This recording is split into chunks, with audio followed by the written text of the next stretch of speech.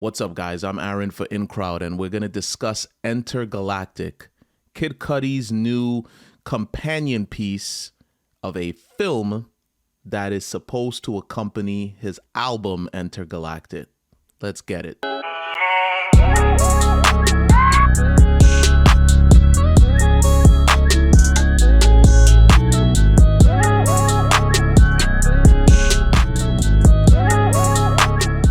Hope you guys enjoy what we're doing here at InCrowd, and we're going to keep coming. We're going to keep bringing more for your head top. But today we're not here to talk about your head top. We're here to talk about Kid Cudi's excellent film. I was actually really surprised by how good this was, but let's jump right into what's going on and what this is all about. So this is a romantic comedy by Kid Cudi himself that was built as a companion piece to his album Entergalactic. And the style in which this film is done, it's animated, by the way. It's an animated film done in the style of Spider-Man Into the Spider-Verse, if you've ever seen that. It's got that 3D animated, how can I put this, like computer rendered look.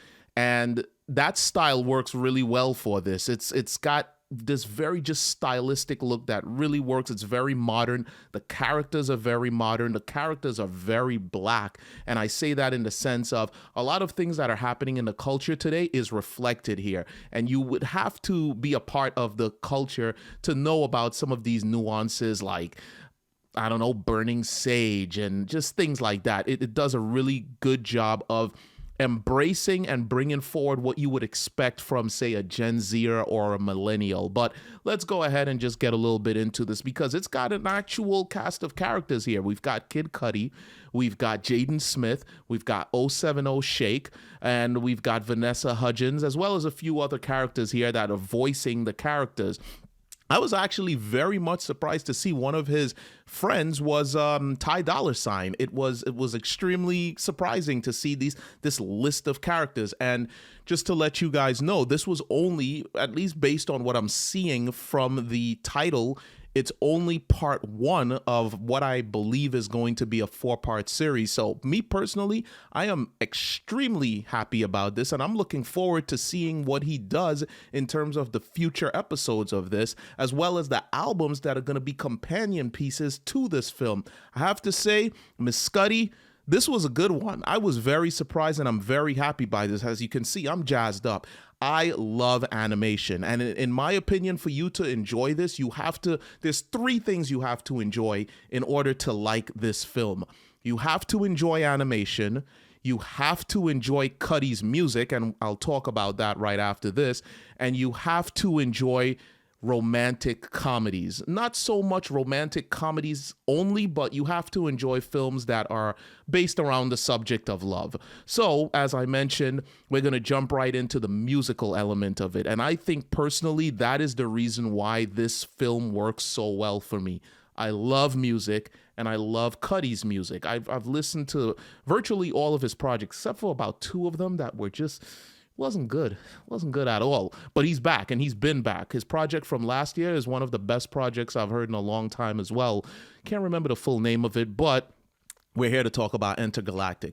The movie, or the film itself, works so well because they were able to encapsulate the mood of every scene with music from the album. And for those of you who love animation as much as I do, specifically Japanimation, or anime as they call it, if you've ever seen a series called Samurai Champloo, you should know exactly what I'm talking about. One of the things that made Samurai Champloo such a good series is not just the writing, not just the animation. It was the way that the developers, the makers of that series, were able to encapsulate, they were able to bring together hip-hop music and Japanese animation, or anime. And they were able to do so in such a way, when there was a fight scene, you had perfect hip hop to match that scene. When there was a sad scene, again, they had the music to match it, and it was all hip hop. And Cudi does the exact same thing with this film. In each step of the way, when there are scenes that are playing out, he's able to interject music from his Entergalactic album that just fits so perfectly with the scene that it makes it come to life. There are scenes of him riding his bike. There are scenes of him making love to the main female character. There are scenes of him just doing his art. There are scenes of him just hanging with his friends. Scenes where he's at he's out eating. And again, the music just works really well. In my personal opinion, this is an excellent way of him being able to sell his album through this film, because once you watch this film, there's no way that you're not going to be inspired to go listen to that album. It's impossible. It's the same thing that happens when you go to the theaters and you watch a movie and the movie just has a killer soundtrack and then you go listen to the soundtrack. Black Panther is one of the best examples that comes to mind.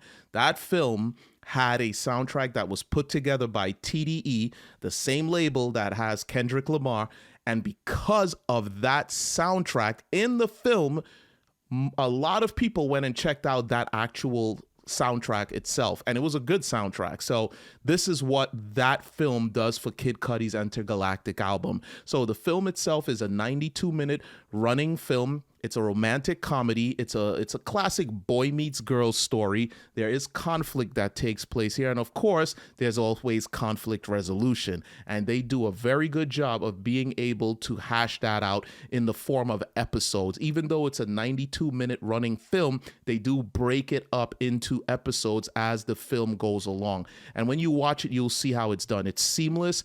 It does not cut the action. It does not in any way affect the flow of the film. I think this was expertly executed. I don't know if I mentioned it already, but Virgil Abloh also was a part of this film. All of the various outfits and the styling of the characters was done by him. So rest in peace to Virgil Abloh. They do a very good job of being able to lock in that New York City feel. They do a very good job of being able to lock in that young millennial in the city hipster feel. They do a very good job of being able to lock in elements of the hip hop world that this entire film is based around. I just think that this came out of nowhere, and I think that they did such a good job with this. When I saw this on Netflix, I honestly did not expect it to be as good as it was, I should say. I just expected to enjoy some animation because I love animation, and this was completely the opposite of what I was expecting. So I'm gonna say that Entergalactic by Kid Cudi, on my scale of 1 to 10, is going to pull off a full 8.5. It's an excellent film. The writing, the music, the characters, the acting, the animation, everything just comes together to make one beautifully executed 92-minute romantic comedy film starring Kid Cudi and the main character Meadow. I'm not going to give away any of the story elements. All I'm going to say is, if you like animation, you like Kid Cudi's music, and you like romantic comedies, you're going to love this animated film. Like I said, this is an 8.5. I can't wait to listen to Kid Cudi's actual Entergalactic album now. I didn't have the time to listen to it before watching this film, but as a result of watching this film, I am 100% going to be listening to that album from beginning to end. Anyway, guys, that was our review here at InCrowd of Entergalactic from Kid Cudi, the film, not the soundtrack. I'm going to listen to that and review that next for you guys. But if you were able to watch this, what did you think of it? Did you like it? Did you hate it? Did you think that my review was a little bit too enthusiastic? Let us know. Hit the comments below and let's have a discussion about the whole thing. But before I end this, the one thing that you guys have to pay attention to, and let me know if I'm wrong about this, why the hell does Kid Cudi's ex in the film have such a gigantic 10 head? That's not a 4 head. That was 10 head. Huge. There's certain parts of the film where her head is like out here. And I'm just like, wow, why did the animators do that to her? Her head was like, whoo. I thought she was getting ready to start destroying buildings in New York City. I thought she was a wrecking ball. Bad news. Any case, that's it. That's all we got for you today. Thank you for watching. Thank you for supporting InCrowd. Hit us with a like. comment below, and please subscribe to the channel if you enjoy what we do here. I'm Aaron. This is InCrowd. We out. Peace.